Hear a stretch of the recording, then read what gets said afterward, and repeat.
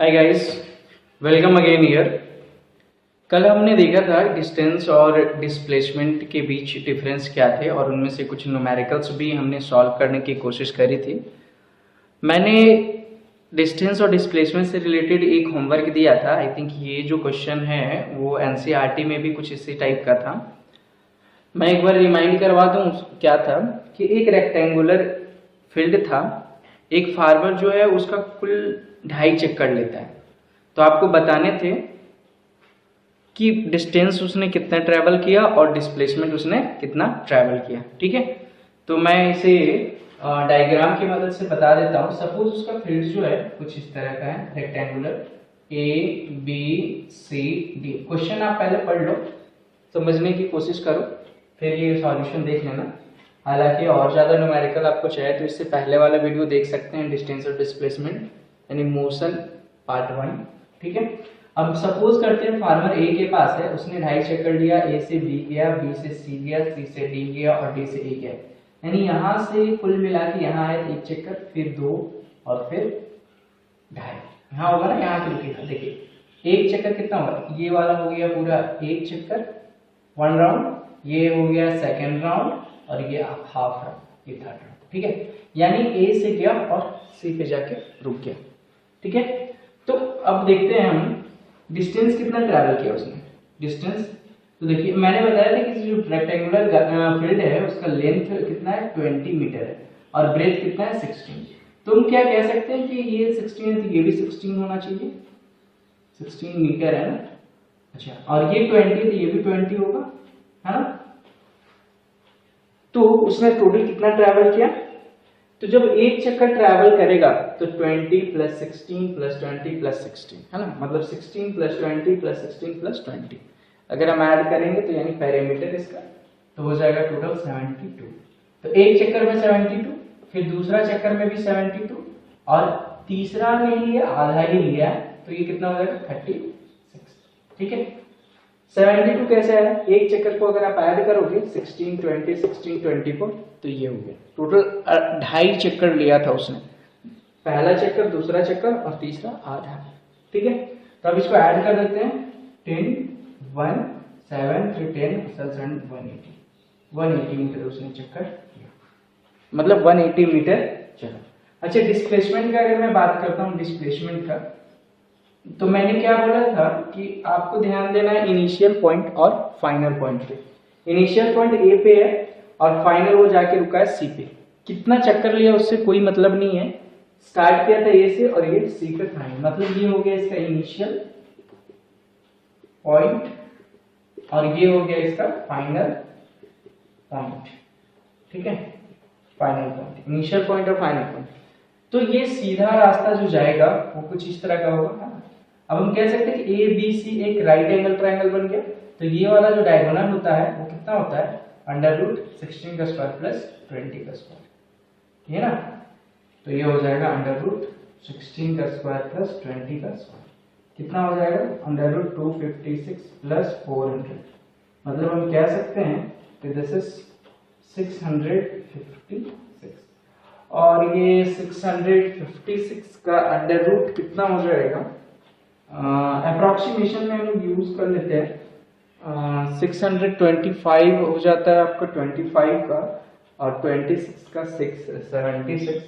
तो अप्रोक्सीमेटली हम कह सकते हैं कि 25 पॉइंट और ये जाएगा आपका कितना है 56 और ये 76, उधर 20 और ये 25 से इधर कितना 30, है ना, 25.6 अप्रॉक्स। ठीक है, आप कैलकुलेट कर लेना, अप्रोक्सीमेटली इतना ही के आसपास आ जाएगा मीटर। क्लियर, ये मीटर लिखा हुआ आपको क्लियर लिख जाना चाहिए, चीजें क्लियर है। ठीक है, नेक्स्ट अब आगे बढ़ते हैं। जो हमारा नेक्स्ट टॉपिक है वो है स्पीड एंड वेलोसिटी का। हाँ बच्चों, अगर कोई दिक्कत तो आती है इसमें तो आप मुझे कांटेक्ट कर लेना, मैं आपका प्रॉब्लम सॉर्ट आउट कर दूंगा। ठीक, तो नेक्स्ट जो हमारा टॉपिक है वो है स्पीड एंड वेलोसिटी। क्या, स्पीड एंड वेलोसिटी का। ठीक है, चलिए इसमें हम ज्यादा टाइम नहीं लेंगे, स्पीड क्या होता है, what do you mean by speed, आप पहले भी पढ़ चुके हो, डिस्टेंस पर यूनिट टाइम। आप पढ़े हो ना पहले फॉर्मूला, मैथ्स में भी ये आता है, speed is equal to distance by time, है ना। तो ये हो गया, speed is equal to distance per unit time. तो हम कह सकते हैं कि speed is defined as distance per unit time, ठीक है। वेलोसिटी क्या हो जाएगा, वेलोसिटी हो जाएगा displacement per unit time. Clear, चलो तो एक एक करके इनको लिखना स्टार्ट करते हैं। टाइम सेव करने के लिए हम क्या करते हैं कि एक तरफ स्पीड लिख लेते हैं और एक तरफ लिख लेते हैं वेलोसिटी, ठीक है। ये किससे क्या होगा, टाइम हमारा सेव हो जाएगा, मतलब डिफरेंस भी हो जाएगा और इसके बारे में हम लोग जानेंगे। पहला क्या है, ये distance per unit time is called speed, ठीक है। और वेलोसिटी क्या हो जाएगा, displacement per unit time, displacement per unit time is called velocity, ठीक है। ओके, नेक्स्ट है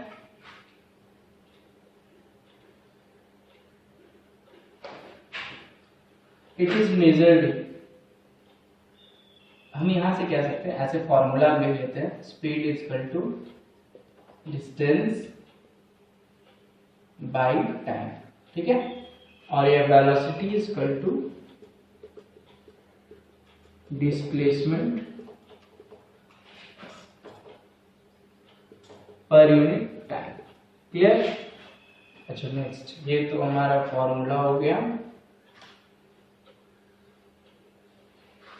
सेकेंड है एसआई यूनिट, बताइए इसके क्या होता है। SI unit international standard unit मैंने बताया था, मीटर पर सेकेंड, ठीक है।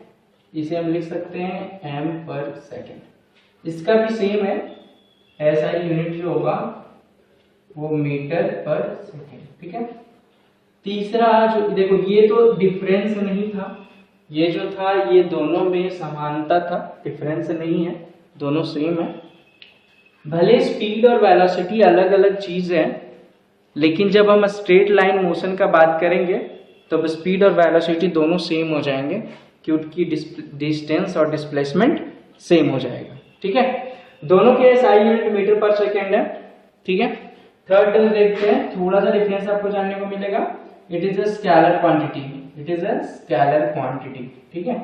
आपको पता है ये स्केलर क्वांटिटी क्या होता है। वैसे क्वांटिटीज जिनके सिर्फ वैल्यू होते हैं, डायरेक्शन नहीं होते हैं, उसे स्केलर क्वांटिटी कहते हैं। और वैसे क्वांटिटी जिनके वैल्यू के साथ साथ डायरेक्शन भी होते हैं, उन्हें क्या कहते हैं हम, वेक्टर क्वांटिटी कहते हैं, ठीक है। चलिए ये तो ठीक है। अच्छा, four, it cantt B zero, और अच्छा ये जीरो हो सकता है, इट कांट बी निगेटिव, ठीक है। वैसे ऑब्जेक्ट जब रेस्ट में रहेगा तो स्पीड जीरो होगा ना। Can't be negative, it can be negative. ये क्या निगेटिव हो सकता है, बेशक हाँ हो सकता है। एक पॉइंट और लिखेंगे हम लोग, जो डिस्टेंस और डिस्प्लेसमेंट पे भी हमने लिखा था, क्या था वो, it is always greater than और इक्वल टू वेलोसिटी। बच्चों जब यहाँ पे आप क्लास करोगे ना, तो आपको कोई अदर राइटर की बुक की आवश्यकता नहीं पड़ेगी। मैं सारा मटेरियल आपको उपलब्ध करवाऊंगा डिटेल में। कुछ दिक्कतें आती है तो आप हमसे कांटेक्ट करो, ठीक है। क्वेश्चन पूछो, मैं बताने के लिए हमेशा तैयार हूँ। हाँ, क्या ये जो स्पीड होता है ना, वो वेलोसिटी के बराबर होगा। कब बराबर होगा, मैं बार बार कह रहा हूँ कि स्पीड और वेलोसिटी तब बराबर होंगे जब मोशन स्ट्रेट लाइन में होगा, क्योंकि जब मोशन स्ट्रेट लाइन में होगा ना, तो वहां पे डिस्टेंस और डिस्प्लेसमेंट बराबर हो जाएंगे, इसलिए स्पीड और वेलोसिटी भी बराबर हो जाएगा। क्लियर।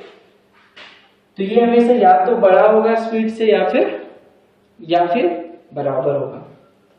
और इसमें क्या होगा, it is always less than और इक्वल टू स्पीड। ये स्पीड के इक्वल भी हो सकता है और उससे लेस हो सकता है, वेलोसिटी। ठीक है, तो ये हो गया डिफरेंशिएट। देखो डिफरेंशिएशन कितने हो गए, 1 2 3 4 डिफरेंशिएशन टोटल मैंने बताया। ये तो सेम है वो दोनों वहां, ठीक है। ऐसा ही उन दोनों के मीटर पर सेकेंड होते हैं।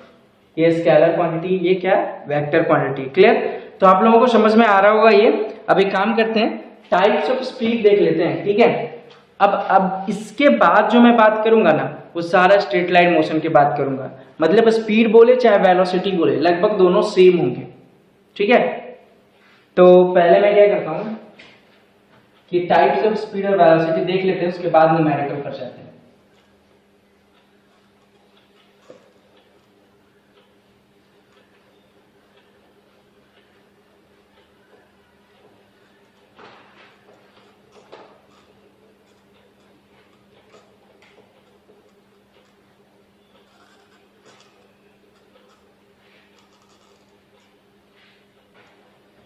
देखिए, स्पीड हो चाहे वेलोसिटी हो, ठीक है, इनके अगर मैं टाइप्स का बात करूं ना, तो ये देखिए क्या क्या हो जाएंगे।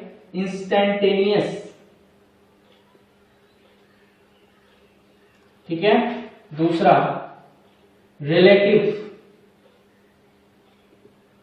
और तीसरा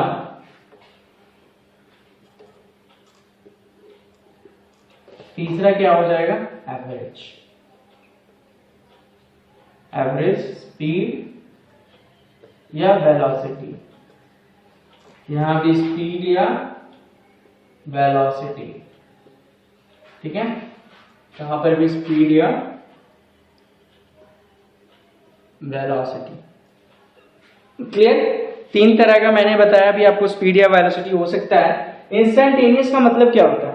इंस्टेंटेनियस मतलब जो इंस्टेंट, यानी कि अगर कोई ऑब्जेक्ट कंटिन्यू मोशन में है और वो अपना लगातार स्पीड चेंज कर रहा है। मैं क्या बोल रहा हूं, अगर कोई ऑब्जेक्ट मोशन में है और लगातार अपना स्पीड चेंज कर रहा है, तो जो एक इंस्टेंट में, बहुत छोटे समय में जो ऑब्जेक्ट की स्पीड होगी ना, वो इंस्टेंटेनियस स्पीड कहलाएगी या इंस्टेंटेनियस वेलोसिटी कहलाएगी। ठीक है, इसका मैं डेफिनेशन लिख दूं। If an object is constantly changing its speed, then the speed of the object in an instant is called instantaneous speed. ठीक है, और देखिए इसे हम क्या बोलेंगे, v इक्वल टू हम कह सकते हैं del s by del t। Del v equal to और del t equal to tends to 0। जरा सा इसका मतलब समझने की कोशिश कीजिएगा, ये मैंने क्या लिखा। आई होप मैं देख ले रहा हूं कि ये क्लियर आपको दिख रहा है कि नहीं।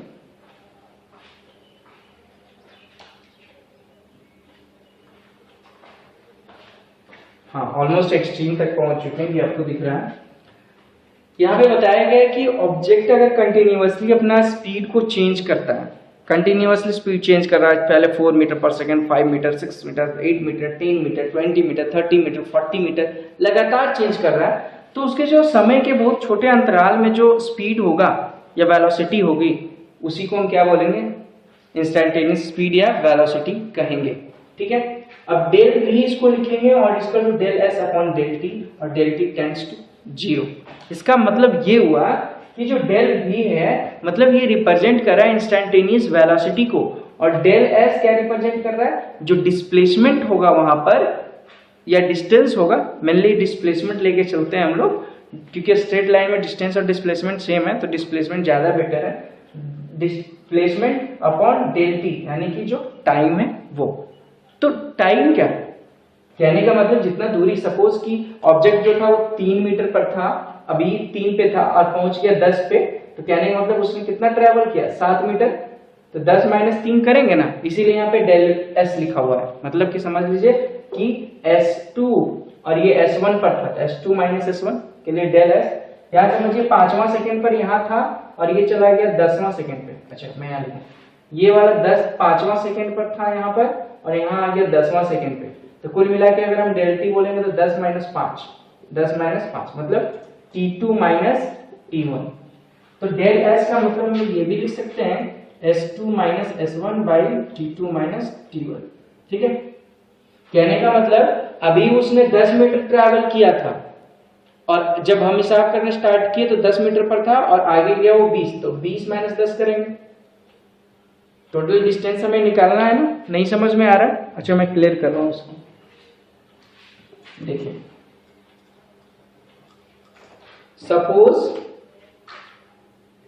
एक ऑब्जेक्ट है, ठीक है, ये है 5वां सेकेंड पर यहाँ था, 10वां सेकेंड पर यहाँ है, 15वां सेकेंड पे, 20वां सेकेंड पे, 25वां सेकेंड पे और 30वां सेकेंड पे। ठीक है, 5वां सेकेंड पर कहाँ था, 0 पर था वो, 10वां सेकेंड पे 1 पर था, 15वां सेकेंड पे 2 पर था, 20वां सेकेंड पे 3 पर था। मतलब उसने 3 मीटर अब तक ट्रेवल कर लिया। अब तक इसने 2 किया था, अब तक 1, यहाँ तो 0 मीटर, यहाँ 4 और यहाँ। क्लियर? ये तो आप लोगों को समझ में आ रहा होगा। अब सपोज कीजिए कि हमने एक बार उसे नोटिस किया 5वां सेकेंड पे और एक बार नोटिस किया 25वां सेकेंड पे।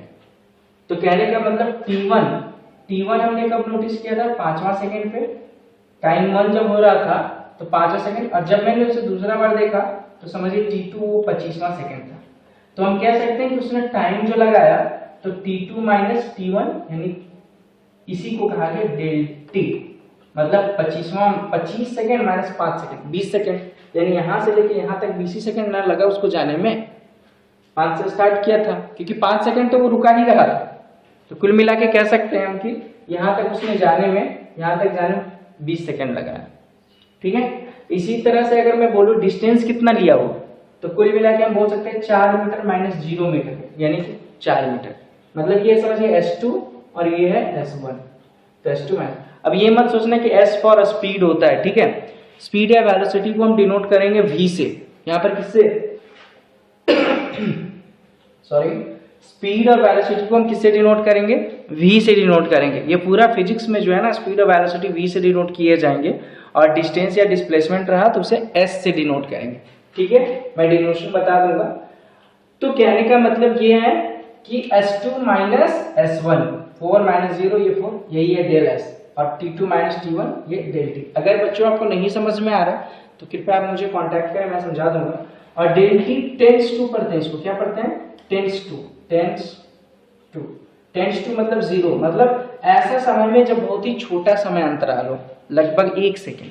ठीक है, क्या होगी उसकी स्पीड, उस समय का बात हो रही है, तो वो हम कहेंगे इंस्टेंटेनियस स्पीड। ठीक है, शायद आपको समझ में आ गया होगा। अच्छा ये बच गया अब रिलेटिव स्पीड या वेलोसिटी। ठीक है, ये मैं इरेज करता हूं, आप लोग इसे लिख लेना, मैं इरेज कर रहा हूं, ये डेफिनेशन इंपॉर्टेंट है। ठीक है,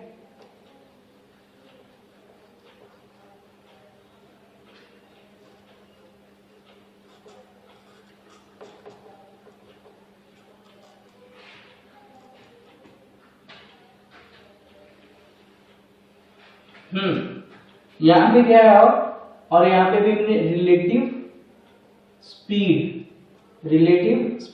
ठीक है, रिलेटिव स्पीड जो है ना वो कितने तरह से हो सकते हैं, 3 तरह से। देखिए, रिलेटिव स्पीड का मतलब हो गया कि एक के तुलना में दूसरे का स्पीड क्या है। सपोज आप एक बाइक पे बैठे हो और बगल से एक बाइक जा रही है, तो आप भी कुछ स्पीड में होंगे और वो अगला वाला बाइक भी कुछ स्पीड में होगा, तो आपके तुलना में उसकी स्पीड कितना है। अगर दोनों आप सेम डायरेक्शन में जा रहे हो और आप 40 की स्पीड से जा रहे हो और वो जा रहा है 50 की स्पीड से, मतलब आप 40 मीटर पर सेकेंड, 40 किलोमीटर पर आवर, और वो जा रहा है 50 किलोमीटर पर आवर, तो आपके तुलना में वो 10 किलोमीटर पर आवर फास्टर चल रहा है। लेकिन जब जो इंसान रुका हुआ है उसकी तुलना में वो 50 के स्पीड से है। ठीक है, तो रिलेटिव स्पीड का मतलब क्या हो गया, the speed of an object with respect to another object. It's called relative speed. ठीक है, is called relative speed.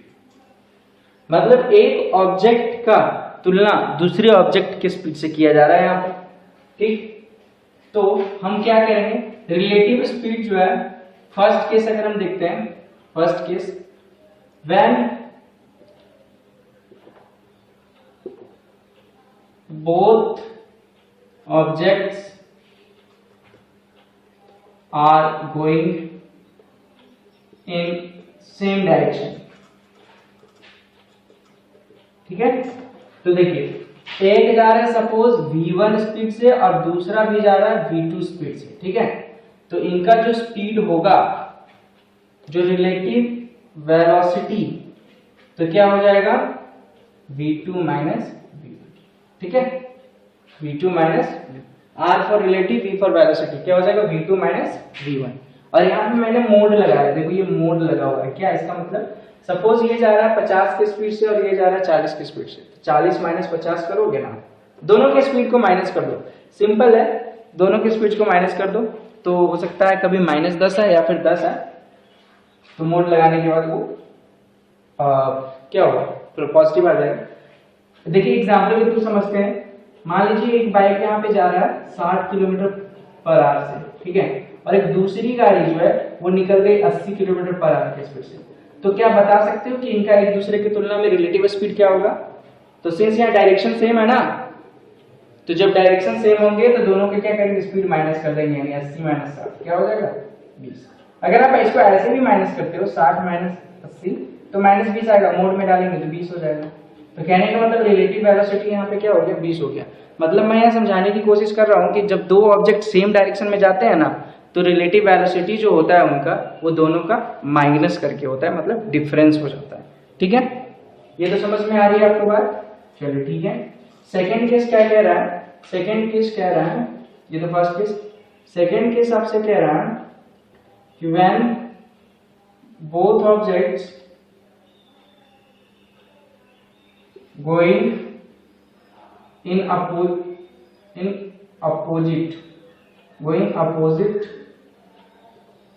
to each other। ठीक है, जैसे एक ऑब्जेक्ट इधर जा रहा है v1 के स्पीड से और एक ऑब्जेक्ट इधर आ रहा है v2 के स्पीड से।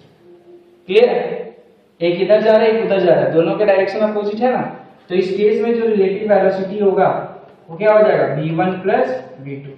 क्लियर, यानी कि दोनों के जो अपोजिट डायरेक्शन, जब अपोजिट डायरेक्शन में जा रहे होंगे तो उस केस में उनका रिलेटिव वेलोसिटी प्लस हो जाएगा, और अगर दोनों सेम डायरेक्शन में जा रहे हैं तो उस केस में रिलेटिव वेलोसिटी माइनस हो जाएगा। यहाँ पे ऐसे भी हो सकता है, इधर भी जा सकते हैं, देखो दोनों सेम डायरेक्शन में, ये इधर ये भी इधर, ये v1 ये v2। ठीक है, समझ में आ रही है। और थर्ड केस क्या हो सकता है कि एक ऑब्जेक्ट रुका हुआ है और दूसरा ऑब्जेक्ट जा रहा है, तो उसके तुलना में स्पीड जो दूसरे वाले का होगा वही होगा। ठीक है, अब यहाँ पे देखिए रिलेटिव वेलोसिटी स्पीड से क्वेश्चन देखिए कैसे बनेगा।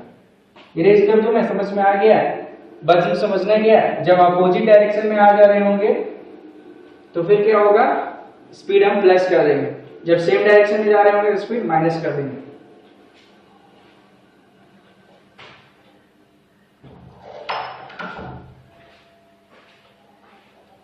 इसे मैं इरेज करता हूं और क्वेश्चन की तरफ, कैसे रिलेटिव स्पीड या वेलोसिटी से क्वेश्चन आपको मिलेंगे। देखिए ये सारा आप लोग कॉपी में लिखते जाना, और train is going with the speed of 90 kilometre per hour. Another train going in same direction. Another train going in same direction with the speed of speed of 120 kilometer per hour, just approaching it.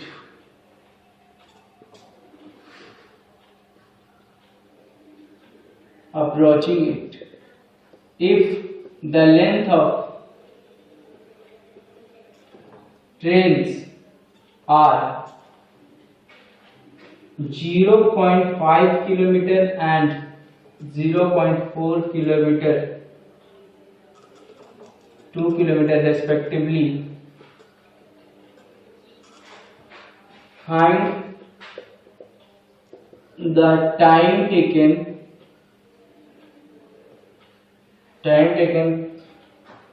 to cross the train each other. ठीक है,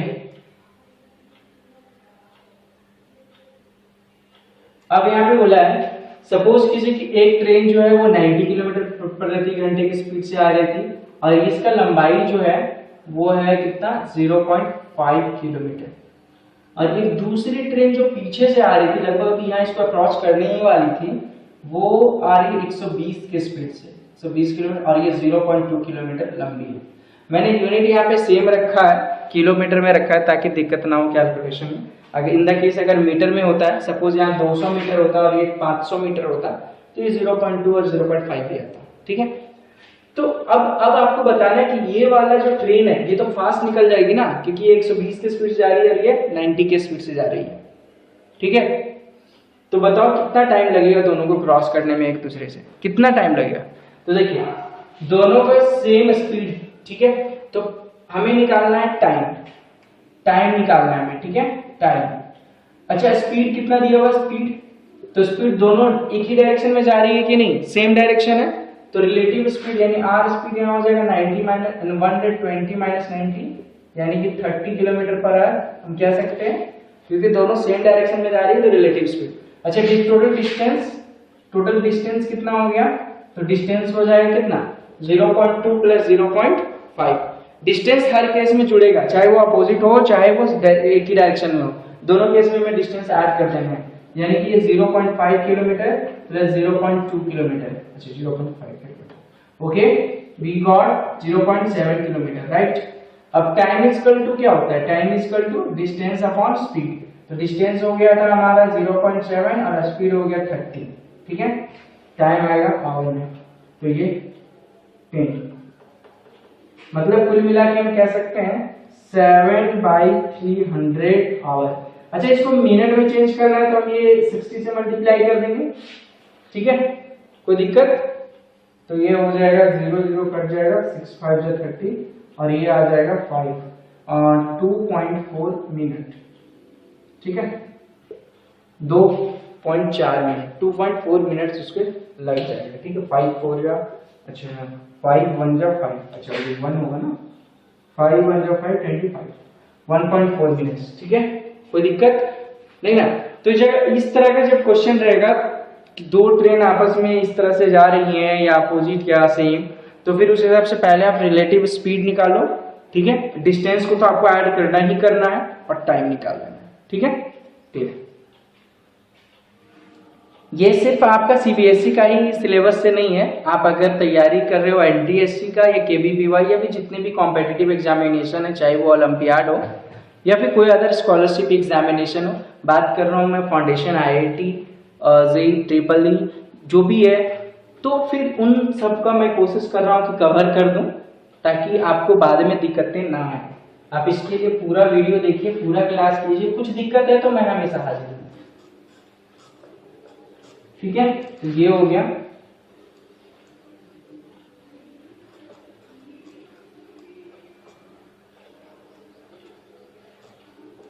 next अगला हमारा है average speed. ठीक है, average speed या velocity. यहां से सीबीएसई में 3 मार्क्स के क्वेश्चन पक्के रहते हैं, 3 मार्क्स का क्वेश्चन यहां से पूछा जाता है। ठीक है, तो what do you mean by average speed? तो it is defined as the ratio of total distance और displacement travelled to total time taken. ठीक है, यानी कि एवरेज स्पीड या एवरेज वेलोसिटी अगर बात करूं तो फिर ये क्या है, टोटल डिस्टेंस या displacement by total time taken. यानी हम अगर एवरेज स्पीड का बात करेंगे तो total distance travelled by total time taken, और अगर एवरेज वेलोसिटी का बात करूं तो total displacement taken by total time taken. ये हो गया टी मतलब total time taken, total distance taken, total displacement taken. Clear, समझ में आ रही है आपको? ठीक है, देखते हैं इसमें से न्यूमेरिकल किस हिसाब से आएंगे। मतलब एवरेज स्पीड या एवरेज वेलोसिटी का मतलब क्या हो गया कि एवरेज कितना स्पीड से आया होगा या गया होगा, तो इसके लिए टोटल डिस्टेंस आप निकाल लो और फिर टोटल डिस्प्लेसमेंट निकालो और दोनों को ऐड कर दो। ठीक है, चलो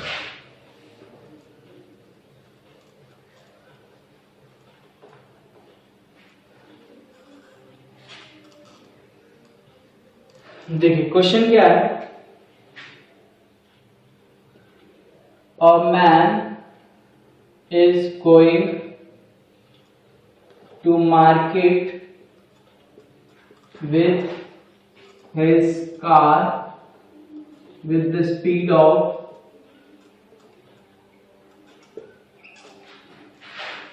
60 kilometer per hour and it returns from market to house with the speed of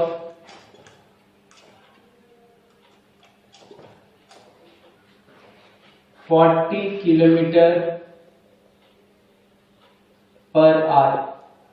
Find the average speed and average velocity of the man। ठीक है, क्वेश्चन समझने की कोशिश कीजिए कि एक आदमी अपने कार से घर से मार्केट की तरफ जाता है और मार्केट से फिर वापस आता है। फर्क बस कितना है कि घर से मार्केट गया 60 किलोमीटर पर आवर की स्पीड से और मार्केट से घर आया 40 किलोमीटर पर आवर की स्पीड से। इस तरह के कई क्वेश्चन पूछे जाते हैं। तो जो भी है, सपोज यहाँ करते हैं पॉइंट ए पे, यानी यहाँ पे मानते हैं पॉइंट ए पे उसका घर है और पॉइंट बी पे क्या है, मार्केट है। तो वो मार्केट गया कितने की स्पीड से, 60 के स्पीड से। ठीक है, और वापस आया कितने के स्पीड से, 40 के स्पीड से। HR ठीक है, क्लियर। हमें निकालना है एवरेज स्पीड और एवरेज वेलोसिटी। तो बच्चों यहाँ देखिए, वो घर से मार्केट गया और मार्केट से फिर घर आ गया, तो हम कह सकते हैं टोटल डिस्प्लेसमेंट 0 हो गया। घर से मार्केट गया, मार्केट से घर आया, मतलब जहां से चला था वहीं आके रुका, मतलब डिस्प्लेसमेंट तो यहाँ 0 हो गया। तो अगर हम एवरेज वेलोसिटी का बात करेंगे, average velocity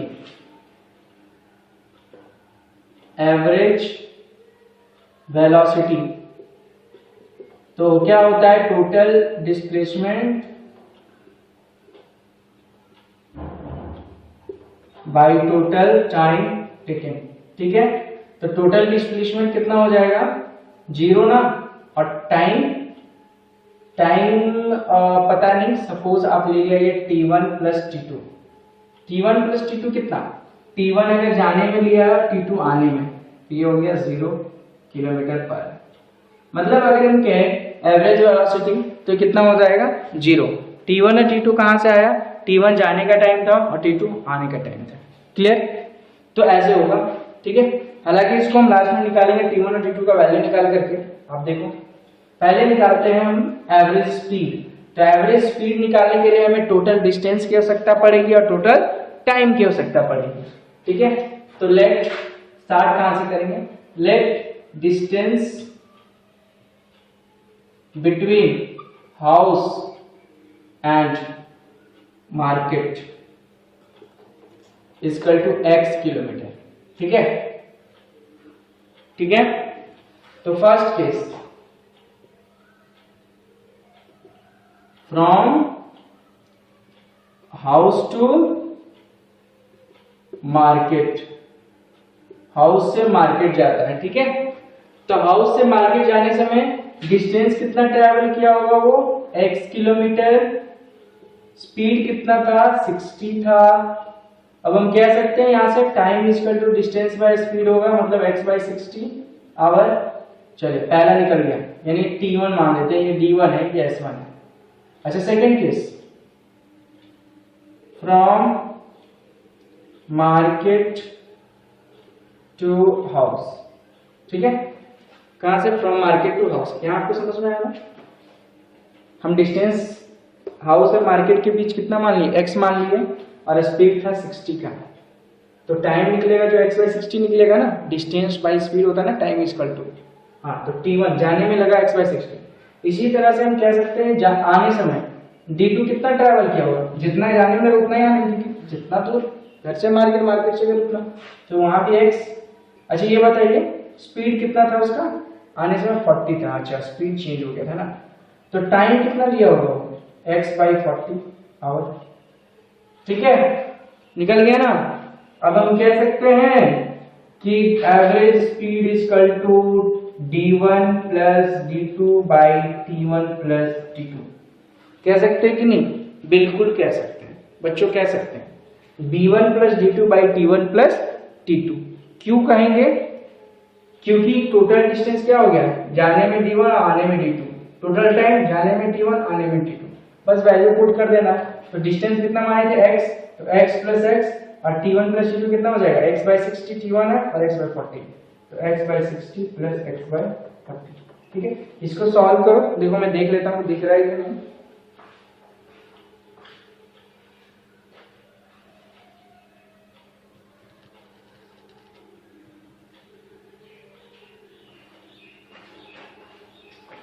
everything is clear, दिख रहा है आपको। अब यहाँ हम सॉल्व कर लेते हैं। x प्लस x कितना हो गया 2x, और ये कितना 60 और 40 का एलसीएम कितना हो जाएगा बच्चों 120, है ना। तो हम बोल सकते हैं यहाँ से, यहाँ 2x हो गया और ये 3x। तो यहाँ पर आ जाते हैं, यहाँ से सीधा यहाँ पर कितना हो जाएगा, ये 120 के ऊपर चला जाएगा, तो 2x into 120 by 5x, 2x plus 5x हो गया, ये कर लिया। 5 से कितना बार में कट जाएगा बच्चों, 5 टू 10, 5 4, यानी कि x एक्स ये तो कटा था। अच्छा ये 2 क्यों कटेगा, ये 2 नहीं कटेगा, x एक्स कटा, तो 24 टू 48 किलोमीटर पर आवर, ठीक है, 48 किलोमीटर पर आवर हो गया ना। कितना हो गया 48 किलोमीटर पर आवर, तो एवरेज स्पीड इसका निकल गया। एवरेज वेलोसिटी बात करेंगे 0, क्योंकि t1 कितना है x बाई 60 और x बाई 40, यार ऊपर में 0 था ना, नीचे कुछ भी रहे 0 होगा ना, तो एवरेज वेलोसिटी 0 हो जाएगा बिकॉज डिस्प्लेसमेंट इज 0, ठीक है। ये आप स्क्रीनशॉट ले लो या फिर कॉपी में लिख लो, इस तरह के क्वेश्चन आते हैं एग्जामिनेशन। एक और किस तरह का क्वेश्चन बन सकता है वो मैं बताता हूँ। हाँ, इस क्वेश्चन को अगर आपको इजी अप्रोच करना है ना, तो देखिए मैं बताता हूँ। इस तरह के क्वेश्चन के लिए आप डायरेक्ट लिखो, क्या बताता हूँ, जब इस तरह क्वेश्चन हो कि वो कहीं जाए और वापस आ जाए ना, तो ऐसे होगा, average speed is equal to v1 v2 by v1 plus v2, मतलब v1 था 60 इंटू 40, v2 हो गया 60 प्लस 40, यानी 60 इंटू 40 बाई 100, 1010। अच्छा 2v1 v2 होता है, सॉरी 2 यहाँ इंटू 2 होगा ना, तो ये हो गया कितना 48 किलोमीटर, है ना। ये वाला फॉर्मूला आप याद रखो, आसान है ना, तुरंत इजी फाइंड आउट कर सकते हो। अच्छा क्वेश्चन अगर इस तरह से ना हो, अगर ये कुछ इस तरह का होता है, रास्ते में जाता है बीच में कहीं रुक जाता है, ठीक है, कुछ ऐसा हो जाए,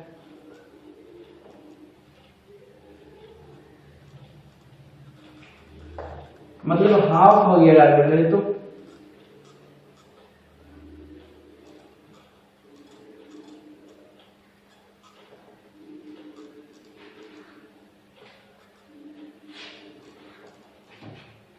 सपोज क्वेश्चन ऐसा हो, क्वेश्चन 2,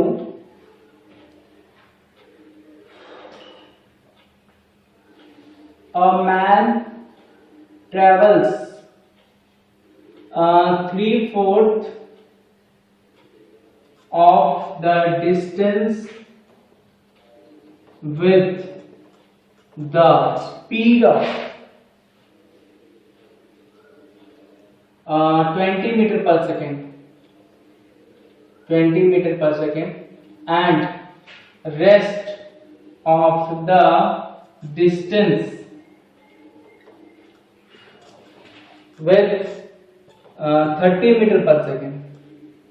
Now calculate